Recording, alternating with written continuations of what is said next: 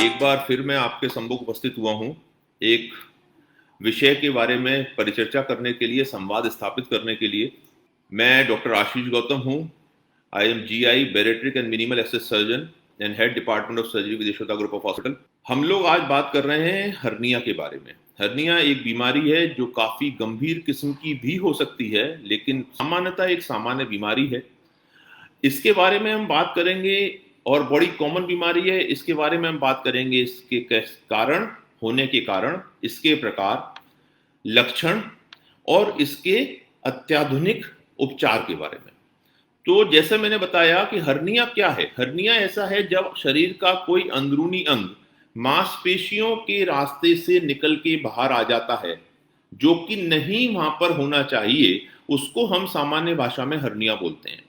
Means it is a protrusion of internal organ through the muscles or through the parietes, and it comes outside below the skin.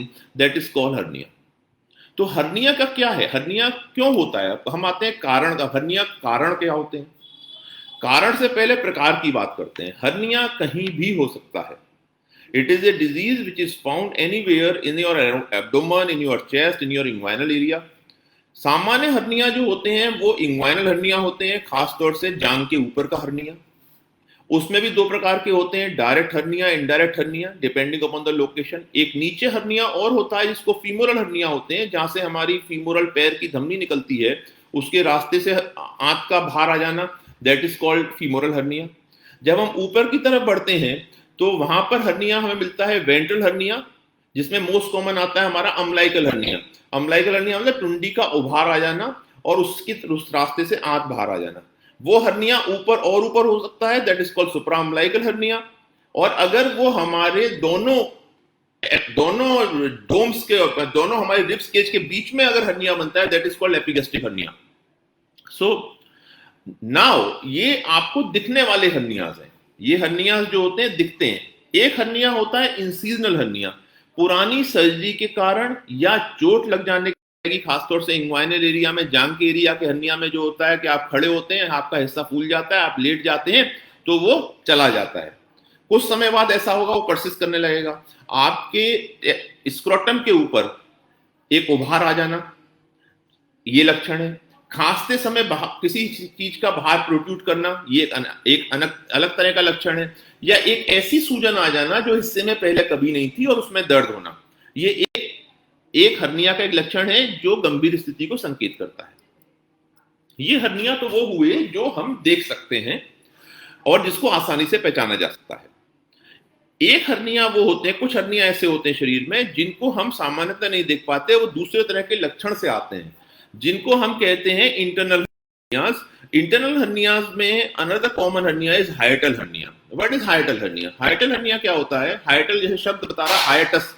तो hiatus मतलब हाइटल hernia, जैसे हमारी जो खाने की नली जब हमारे एब्डोमेन में प्रवेश करती है, जब आमाशय से मिलती है, उस हिस्से का चौड़ा होना, उसकी वजह से आमाशय के कुछ हिस्से को थोरैक्स में पहुंच जाना, मतलब छाती में पहुंच जाना, और समस्याएं उत्पन्न होना, जैसे खट्टी डकारें आना, जो खाना वो थोड़ी देर में मुंह में आ जाना, जिसको हम गैस्ट्रोएसोफेजियल रिफ्लक्स डिजीज बोलते हैं, वो इसके मेन सिम्टम्स होते हैं। बार बार अपच रहना, खाना खाने पे पेट का एकदम भर जाना और परेशान होना, जरा सा भी भारी खाना खाने पे परेशान होना, ये हाइटल हर्निया के लक्षण है। हाइटल हर्निया भी दो प्रकार के होते हैं, स्लाइडिंग हाइटस हर्निया और पैराइसोफेजियल हर्निया, जिसमें ईसोफेगस के साइड से, खाने की नली के साइड से आमाशय और अन्य ऑर्गन चले जाते हैं। तो ये एक इंटरनल हर्निया होता है। इसकी पहचान लक्षणों से होती है अक्सर, और कुछ जांचें होती हैं जिनकी वजह से होती है, जैसे बेरियम मील फॉलो थ्रू होता है या बेरियम स्वेलो होता है, तो उनसे जांचें होती हैं। तो ये हमारे हर्निया के प्रकार हुए। अब हर्निया के कारण क्या होते हैं? हर्निया के कारण, एक सबसे बड़ा कारण है मोटापा। Obesity leads to thinning of your muscles। तो मांसपेशियों का वीक हो जाना, जब जैसे जैसे आपका वजन बढ़ेगा, मांसपेशियों के सराउंडिंग विसरल फैट इकट्ठा हो जाएगा, और जो फैट है वो मांसपेशियों की ताकत को कम करेगा, और इस वजह से मांसपेशियां कमजोर होंगी। और आप कोई भी स्ट्रेनस एक्सरसाइज करेंगे, एक तो कोई व्यक्ति जिसका वजन ज्यादा है, जिसको हम ओबेसिटी बोलते हैं, मोटा है, और उसके बाद उसको ऐसे लगातार खांसी रहना, कब्ज रहना एक अनदर कारण है। कब्ज में आप प्रेशर लगाते हैं, रोजाना स्कूल जाते हैं, आप प्रेशर लगाते हैं, तो किसी भी तरीके से इंट्रा एब्डोमिनल प्रेशर मतलब आंतरिक पेट के अंदर दबाव बनना हर्निया को बना सकता है या उसको बढ़ा सकता है। तो लंबी खांसी, कब्ज होना, ओबेसिटी होना या कोई ऐसा विकार जिसकी वजह से आपको आपकी मांसपेशियां वीक हो गई हो, उस सिचुएशन में ये सारे कारण होते हैं हर्निया के डेवलप होने के। इंसीजनल हर्निया जैसे मैंने बताया था, जैसे पुराना कोई ऑपरेशन की वजह से उस हिस्से का वीक हो जाना, वहां पर इंसीजनल हर्निया बनता है। ये हो गए लक्षण जो मैंने आपको बताए। और क्यों होता है, मुख्यतः जो होता है वो related with obesity, chronic cough, chronic constipation and some weakness of muscles lead to hernia formation होता आ रहा है। लेकिन इसमें आधुनिक विज्ञान ने बड़ी तरक्की की है regarding the minimal access surgery, because हम लोग इसका जो है मोस्ट एडवांस लेप्रोस्कोपिक सर्जरी से ट्रीटमेंट करते हैं यशोदा अस्पताल में। हम सारे प्रकार के hernia including complex hiatal hernias का ट्रीटमेंट भी लेप्रोस्कोपिक फंडोप्लाइकेशन द्वारा करते हैं, दूरबीन से करते हैं। इंग्वाइनल हर्निया का ट्रीटमेंट लैप टीएपीपी एंड तीनों टेक्निक से होता है, दोनों टेक्निक से होता है। इंसीजनल हर्निया का lap IPOM and आईपॉम plus technique and ईटैप technique से होता है।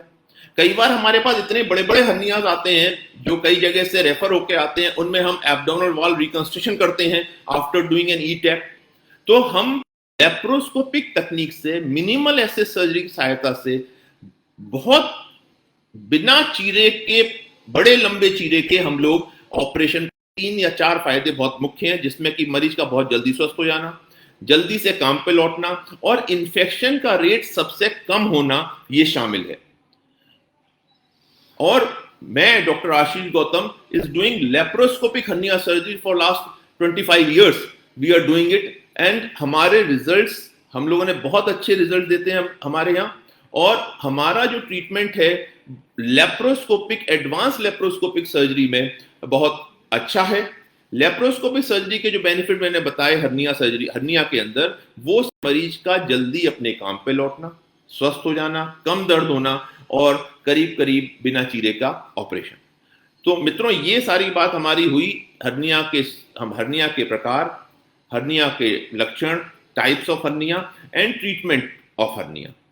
किसी भी प्रकार का हर्निया का ट्रीटमेंट हमारे पास लेप्रोस्कोपी द्वारा उपलब्ध है। तो ये बात हम लोगों की परिचर्चा में आई है। अगर आपको किसी प्रकार का हर्निया होता है तो आप जरूर नजदीकी अपने डॉक्टर संपर्क करें।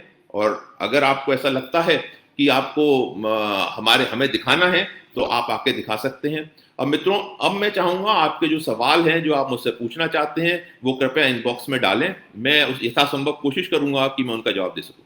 मिस्टर पिंटू, आपने बड़ा अच्छा सवाल पूछा है, how do I know if might have hernia. जैसे मिट्टू जी, मैंने बताया आपको, जो हर्नियाज इस तरह के हैं, खासतौर से इंग्वाइनल हर्निया, अम्बलाइकल हर्निया, सुंडी का हर्निया या पेट का कोई हर्निया, उनमें अक्सर आपको एक उभार देखने को मिलेगा। वो उभार या तो खड़ा होने पे बढ़ जाएगा, ऑपरेट करा लिया जाए। और मैं एक बात और इस बात में बताना चाहूंगा, हर्निया का दवा कोई इलाज नहीं है।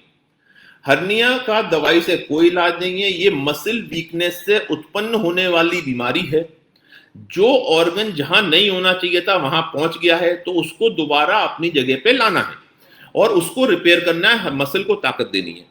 तो पोटेंशियल कॉम्प्लिकेशन यही है कि अगर हर्निया बन गया और उसका समुचित इलाज नहीं हुआ तो वो रिड्यूस नहीं होता, ऑब्स्ट्रक्ट हो जाता है, आंत में गैंग्रीन पैदा होने उसकी वजह से सेप्सिस हो जाती है और उसकी वजह से जान को खतरा पैदा हो जाता है। उसमें कई बार हमें आंत काट के भी बाहर निकालनी पड़ती है।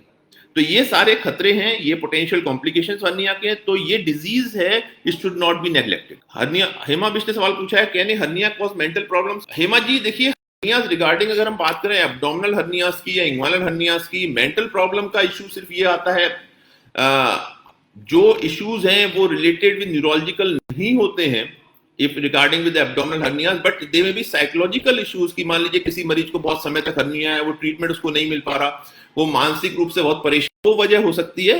Otherwise mental problems from abdominal and inguinal point of view mental problems नहीं होती हैं। पिंटू जी ने सवाल पूछा है, can hernia cause hallucinations.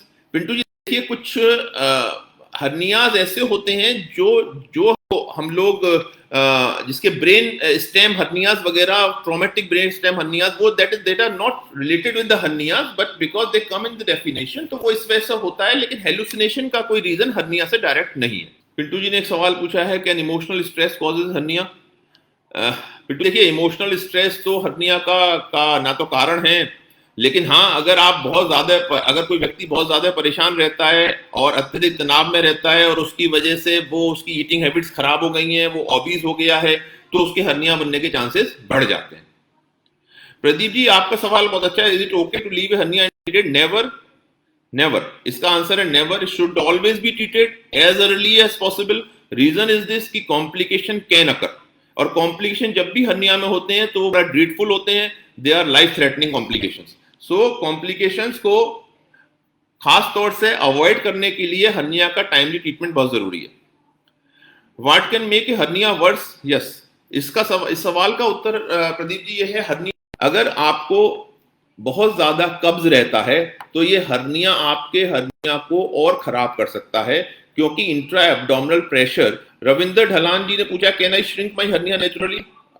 Ravinder ढलान जी देखिए, जैसे मैंने बताया डेफिनेशन में, कुछ हर्निया जो हर्निया होते हैं, स्पेशली द डायरेक्ट हर्नियाज, वो अपने आप चले जाते हैं और वापस आ जाते हैं खड़े होने पे। तो जो आप कहते हैं श्रिंक करना, आप श्रिंक नहीं करने हर्निया को, वो ऑर्गन जो आंत आई थी आपकी बाहर, वो आपके दबाव से दोबारा अंदर चली गई है, जब आप खड़े होंगे या दोबारा दबाव पड़ेगा तो बाहर आ जाएगी। इसका मतलब ये नहीं है कि वो हर्निया ठीक हो गया, जो उसका रास्ता है वो तो वहीं का वहीं बना हुआ है, वो अपनी जगह वापस चला गया, लेकिन ब्लड प्रेशर बढ़ेगा, वो बाहर आ जाएगा।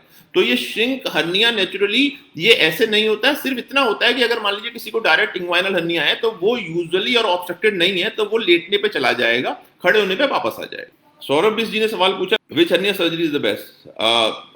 सौरभ बिस जी देखिए, जैसा मैंने बोला कि लेप्रोस्कोपिक सर्जरी बहुत उत्तम और आधुनिक निदान है हर्निया के लिए, और चूंकि चीरे वाली सर्जरी या जिसको हम ओपन सर्जरी बोलते हैं, उसमें मरीज को कई दिन अस्पताल में रहना पड़ता है, चीरा आता है, चलने वगैरह में परेशानी होती है, डे लॉसेस होते हैं, तो उससे बेटर होता है, it is always better to have a laparoscopic surgery for hernia, and that is the best treatment at present.